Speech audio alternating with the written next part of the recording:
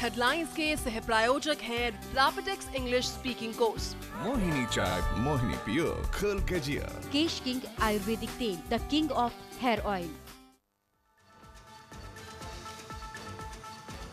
दिल्ली में अब घूसखोरों की खैर नहीं। सरकार ने भ्रष्टाचार की शिकायत के लिए जारी किया हेल्पलाइन नंबर। मुख्यमंत्री केजरीवाल ने कहा, घूसखोरों का स्टिंग करें, पकड़े जाने पर होगी सख्त कार्रवाई।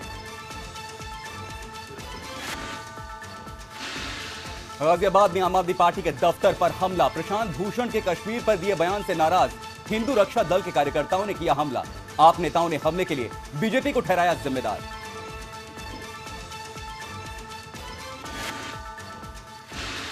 प्रियंका गांधी चाहती हैं कांग्रेस उन्हें 2014 के चुनाव प्रचार और रणनीति की हर खबर बताए। सूत्रों के हवाले से खबर। लेकिन बड़ा सवाल, क्या सक्रिय राजनीति में बड़ी भूमिका के साथ आना चाहती हैं प्रियंका गांधी?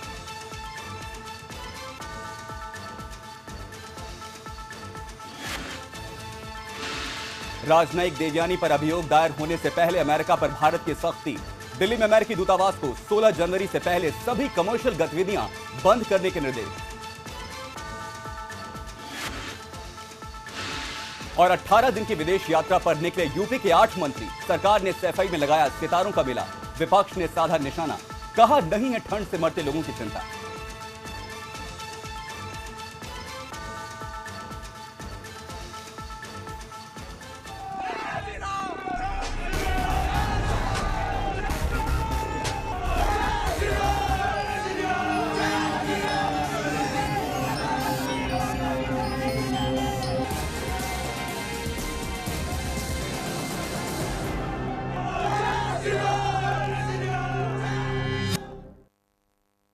नमस्कार, आप देख रहे हैं न्यूज एक्सप्रेस। आपके साथ मैं हूं राहुल पांडे।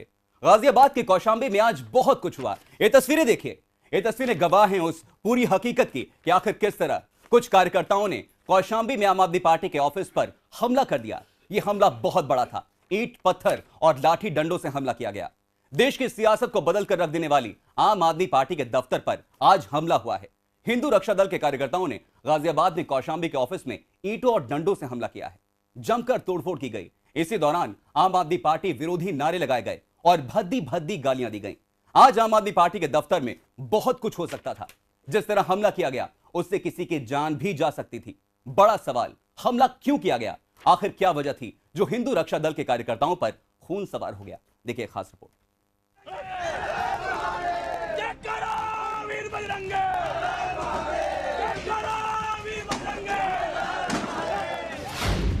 आम आदमी पार्टी के कौशांबी दफ्तर पर हमला।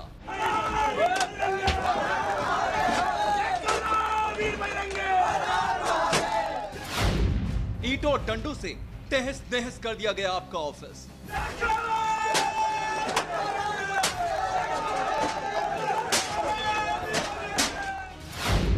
हाथों में लाल झंडे, आंखों में खून सवार, सब कुछ तबाह करने की कोशिश।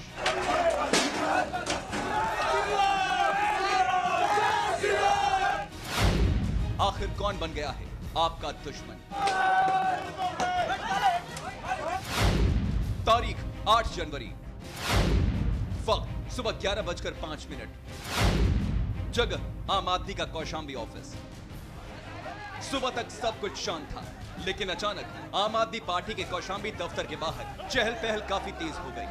शोर शराबे के साथ हिंदू रक्षा दल और बजरंग दल के 40 से 50 कार्यकर्ता हाथों में डंडे, लाठियां, ईंटों और बैनर के साथ वहां पहुंच गए और फिर जमकर तोड़फोड़ शुरू हो गई।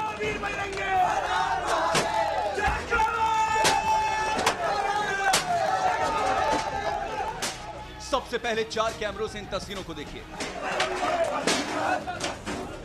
हर तस्वीर साफ बयां कर रही है कि आपके दफ्तर पहुंचे लोगों के सिर पर खून सवार था। इनके हाथों में लाल झंडे हैं, जय श्री राम के नारे लगा रही। लाठियों और डंडों से ये जमकर तोड़फोड़ कर रही है। सीसीटीवी कैमरे से भी साफ है कि जमकर नारेबाजी कर रही है। इनके हाथों में हिंदू रक्षा दल के बैनर हैं। इनका सिर्फ एक ही मकसद है, यहाँ ज्यादा से ज्यादा तोड़फोड़ करना। चारों तस्वीरें बताती हैं कि ये यहाँ सब कुछ तहस नहस करने आए थे। हमले के बाद की इन तस्वीरों को देखिए। सब कुछ बिखरा पड़ा है। और उस वक्त ऑफिस में मौजूद आपके कार्यकर्ता इस हमले से बुरी तरह डर गए। हिंदू रक्षा दल से ये लोग आए थे। 5 गाड़ियों में 2 दिल्ली गाड़ियां हैं और 3 यूपी गाड़ियां। 50 से 60 करीबन लोग थे ये लोग। उनके हाथ में झंडे थे, लाल रंग के झंडे थे। वो अपने आप को हिंदू रक्षा दल का प्रतिनिधि बताते थे। उनके झंडों पर लिखा हुआ था हिंदू रक्षा दल। यहाँ पे काफी वायलेंट प्रोटेस्ट लोगों ने शुरू कर दिया और यहाँ पे आने के बाद लाठियां चलाने लगे, तोड़फोड़ मचाने लगे।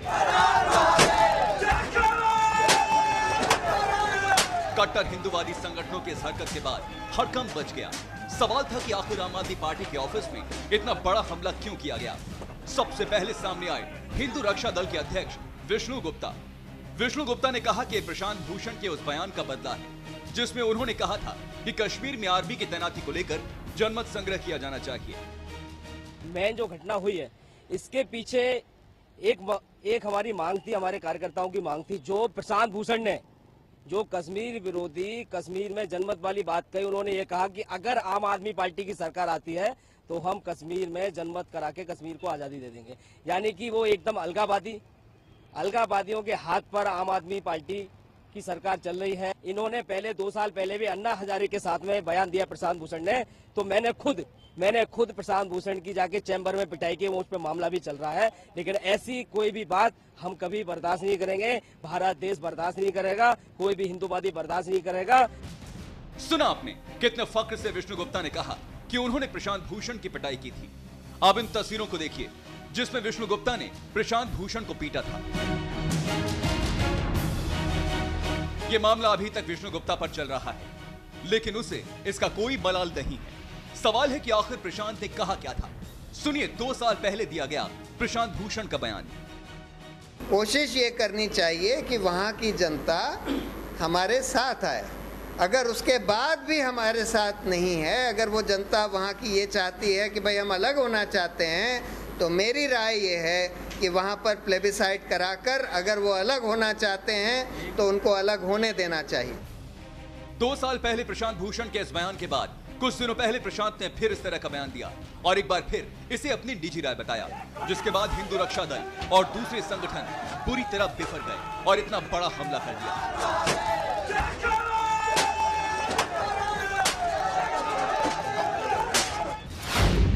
सवाल है कि आखिर हिंदूवादी संगठनों ने कानून को अपने हाथ में क्यों लिया। अगर किसी की जान चली जाती तो कौन जिम्मेदार होता। कानून हाथ में लेकर हमलावर क्या साबित करना चाहते थे। तो आपने पूरी खबर देखी। कानून हाथ में लेकर ये हमलावर आखिर साबित करना क्या चाहते थे। उन्होंने लाठी और डंडों से लेकर कौशांबी के आम आदमी पार्टी के दफ्तर पर इतनी बुरी तरह से हमला क्यों किया। इस बड़ी खबर पर बातचीत करने के लिए हमारे साथ पूरा पैनल मौजूद है। हमारे साथ महेंद्र नागपाल मौजूद हैं, बीजेपी के नेता हैं। हमारे साथ अतुल सिंघल हमारे संवाददाता मौजूद हैं। हमारे साथ सुभाष बंसल कानूनी जानकार जुड़ चुके हैं, उनसे बात करेंगे। हमारे साथ पंडित अजय गौतम जुड़ चुके हैं, ये हिंदू रक्षक संघ के सदस्य हैं। और हमारे साथ शंभू नाथ जी जुड़ चुके हैं जो राजनीतिक विश्लेषक हैं। और इसके साथ ही विष्णु गुप्ता हिंदू सेना के अध्यक्ष जो हमारे साथ जुड़ चुके हैं, जिन्होंने 2 साल पहले प्रशांत भूषण की पिटाई की थी और आज फिर उनकी सेना के कार्यकर्ताओं ने हमला किया। इसके साथ ही हमारे साथ जुड़ेंगे अब से कुछ देर बाद दिलीप पांडे, आम आदमी पार्टी के स्पोक्सपर्सन हैं, प्रवक्ता हैं, नेता हैं। सबसे पहला सवाल करना चाहूंगा यहां पर विष्णु गुप्ता से। विष्णु जी, आप कौन हैं? आप पुलिस हैं, प्रशासन हैं, अदालत हैं, आप हैं क्या? जी ऐसा है, अब जब आप ये हमसे सवाल कर रहे हो हम कौन है। जिस टाइम भगत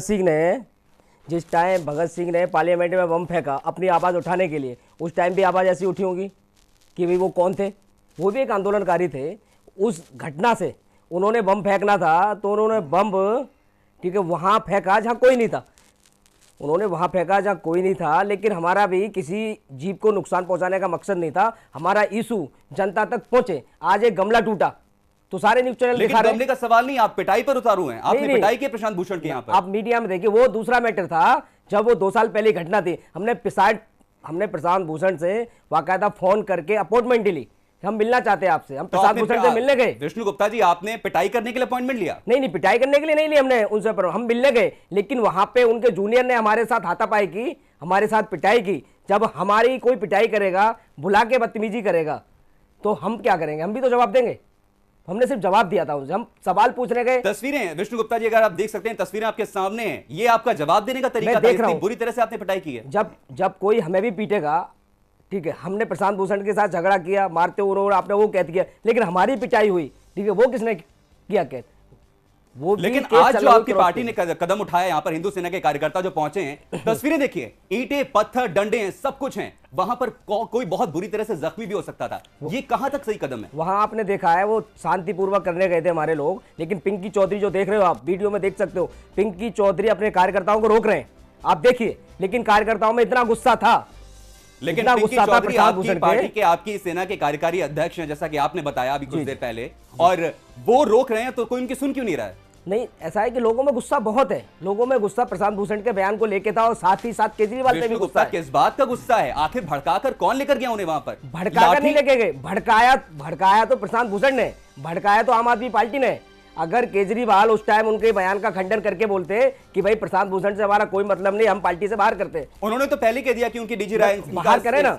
सुनो, अगर इस मंच पे प्रशांत भूषण आते हैं, मंच पे आते हैं, केजरीवाल की तारीफ करते हैं, तो वो आपका विष्णु गुप्ता, अगर आपने केजरीवाल को सुना होगा, उन्होंने साफ कहा कि प्रशांत भूषण इस वक्त कश्मीर में किसी भी तरह का रेफरेंडम नहीं चाहते। बाहर करो ना उनको, फिर उनसे कोई लेना देना। जब चोर के साथ चोर दिखता है तो चोर तो लोग कहेंगे, गद्दार के साथ गद्दार दिखेगा। रेफरेंडम में तो वो चाहते नहीं प्रशांत भूषण। नहीं, फिर आपका किस तरह का गुस्सा है? नहीं, उन्होंने सेना हटाने की बात कही है। जिस दिन सेना हटाने की बात कही उस दिन भी सेना में और आतंकवादियों में मुठभेड़ जारी थी। अगर सेना वहां से हटा लोगे, सेना की आर्म फोर्सेस वापस ले लोगे, तो वहां तो सेना की जरूरत नहीं है। आम आदमी पार्टी के पास कोई ऐसा हक नहीं है, कोई वो सरकार नहीं है, सरकार की सरकार नहीं। अभी तो दिल्ली में सरकार बनी है, दिल्ली में सरकार बनी है। 2 साल पहले तो वो सिर्फ सामाजिक कार्यकर्ता थे, एक आंदोलन चला रहे थे दिल्ली में। अभी जो उन्होंने बिजली पानी के मुद्दे पे और भ्रष्टाचार के मुद्दे पे सरकार आई, ठीक है, लेकिन अब वो राष्ट्रीय स्तर पे उठ रहे हैं। तो ये सारी बात है, केजरीवाल जी जवाब दें कि उनका स्टैंड कश्मीर पे क्या है, माओवाद और अलगावाद। विष्णु, आपको रोकूंगा यहाँ पे, आपके बारे में थोड़ा सा रिसर्च मैंने भी कर रखी है। आपने फेसबुक पर भी अपनी प्रोफाइल बनाई है, उसमें भी साफ तौर से लिखा है कि लगता है प्रशांत भूषण अपनी पिटाई को भूल गए हैं, उन्हें याद दिलाना पड़ेगा। जी, याद दिला। किस तरह की मानसिकता है आपकी? याद दिलाने मतलब क्या है? याद दिलाने मतलब पहले ऐसा हुआ, पिटाई भूल गए, पहला ऐसा हुआ तो वो बहुत दिन तक चुप रहे, लेकिन फिर बोले। लेकिन वो बयान क्यों नहीं, जब पिटाई हुई उसके बाद शायद आपको पता नहीं हो कि कुमार विश्वास और अरविंद केजरीवाल और मनीष सिसोदिया ने मुझे बुलाया, घर बैठ के बात हुई। उन्होंने बोला कि आपके इस घटना से हमारे आंदोलन को 20% नुकसान हुआ, आप हमारे मंच पे आ जाइए। मैंने केजरीवाल से, कुमार विश्वास से एक बात कही कि हमारी आपसे कोई पर्सनली नहीं है, कोई दुश्मनी है ही नहीं। विष्णु गुप्ता, आप हिंदू सेना के अध्यक्ष हैं, आप संगठन चलाते हैं, एक दल है, हिंदूवादी संगठन है आपका। हिंदू धर्म से शायद आपने कोई सीख ली। हमारे साथ इस वक्त पंडित अजय गौतम भी मौजूद हैं। अजय जी, आप हिंदू रक्षक संघ के सदस्य हैं, क्या आप इनकी बातों से इत्तेफाक रखते हैं? जो भी बड़ी बड़ी बातें कर रहे हैं विष्णु गुप्ता, आप इससे इत्तेफाक रखते हैं? देखिए साहब, मैं इत्तेफाक रखता हूं भारत की एक वास्तविकता से। पिछले 35 सालों से एक छद्म युद्ध के, एक प्रॉक्सी वार इंडिया झेल रहा है कश्मीर के मुद्दे के ऊपर। और उस कश्मीर के मुद्दे पर जो हमने झेला वो 1965, 1971 की लड़ाई झेली, उसके बाद कारगिल युद्ध झेला, कंधार का कांड हमने झेला, 26/11 हमने झेला, संसद के ऊपर जो हमारी हमला हुआ वो हमने झेला, दिल्ली के अंदर जो सीरियल बम ब्लास्ट हुए वो हम झेले। ये जो 35 साल से भारत लगातार एक प्रॉक्सी वार जो करता आ रहा है अपने उन 2 लोगों के साथ जिन्होंने कश्मीर की आजादी को जो है इशू बना के हमेशा जो है यूएनओ में मामला उठाते रहे हैं, कभी कहीं मामला उठाते रहे हैं, भारत की आंतरिक सुरक्षा के लिए गंभीर खतरा जो बनते रहे हैं। वो चाहे, आप मुझे बात पूरी करने दीजिए। जो लोग हमेशा ये कहते रहे कि कश्मीर के अंदर रेफरेंडम होना चाहिए, जनमत संग्रह होना चाहिए, कश्मीर से सेना को वापस बुला लेना चाहिए, क्या उन लोगों की बात को जो कोई भी उठाए, चाहे वो प्रशांत भूषण हो, चाहे मनीष सिसोदिया हो, 12 आपने तो अभी इसका जिक्र किया, 12 तारीख को, 12 दिसंबर को जंतर मंतर से मनीष सिसोदिया ने वही बात बोली थी जो प्रशांत भूषण ने बोली, उसने भी वही बात बोली। आप कहें तो ऑन रिकॉर्ड में सुना सकता हूं, जिसने कहा कि सरहद पार से कुछ लोग कहते हैं कि हाँ कश्मीर को आजाद करा देना चाहिए, और लेकिन हमें आजाद कराना है और झंडू वो झाड़ू के साथ तिरंगे को फहराना है। हमारा राष्ट्रीय ध्वज जिसके लिए हमारे सैनिक अपनी कुर्बानी दे देते हैं, मर मिटते हैं, उसकी तुलना वो एक झाड़ू को फहराने के साथ करते हैं। ये उन लोगों की मानसिकता, ये सब के सब कलंदर जो है, अन्ना जो आंदोलन चलाता है, जहां लोगों ने अन्ना के प्रति अपनी सहमति जताई थी, उनको धोखा देके, लोगों की भावनाओं को कैश करके जो ये पार्टी अजय गौतम जी, आपको रोकना चाहूंगा यहाँ पर, लेकिन हर क्रिया की एक विरोध दर्ज कराना, जो हुआ है वो सही हुआ है। अजय जी, विरोध दर्ज कराने का ये कोई सही तरीका नहीं है, ये शायद आप भी जानते हैं। हम तो इलेक्शन कमीशन में गए हैं कि इस पार्टी की जो है, इस पार्टी को इन्होंने violation of the article 19 clause 2 का वायलेशन किया है। ये हमेशा, चाहे बटाला उसका एनकाउंटर था। मैं आपको मोहन चंद शर्मा की बात बताता हूं। क्या जानता था अरविंद केजरीवाल मोहन चंद शर्मा के बारे में, जो उसने कहा कि ये बटाला एनकाउंटर फेस था? जिस आदमी को इस देश के राष्ट्रपति ने 12 बार बहादुरी का पुरस्कार दिया हो, क्या वो आदमी फेक एनकाउंटर के अंदर अपनी जान देगा? तुष्टिकरण के वोटों की राजनीति के लिए इसने जाकर मुजफ्फरनगर के दंगों का जो एक्यूज था उसके साथ जाकर हाथ मिलाया। इलेक्शन कमीशन ने हम आज के मुद्दे पर बात कर रहे हैं। आम आदमी पार्टी के ऑफिस पर हमला हुआ है, जिस तरीके से हमला वो कहीं से भी कहीं नहीं कराया जा सकता। यहाँ पर एक छोटे से ब्रेक के लिए रुकना है, हमारी मजबूरी है यहाँ पर। अजय जी, एक छोटे से ब्रेक के लिए रुकेंगे यहाँ पर और ये बड़ी चर्चा लगातार जारी है।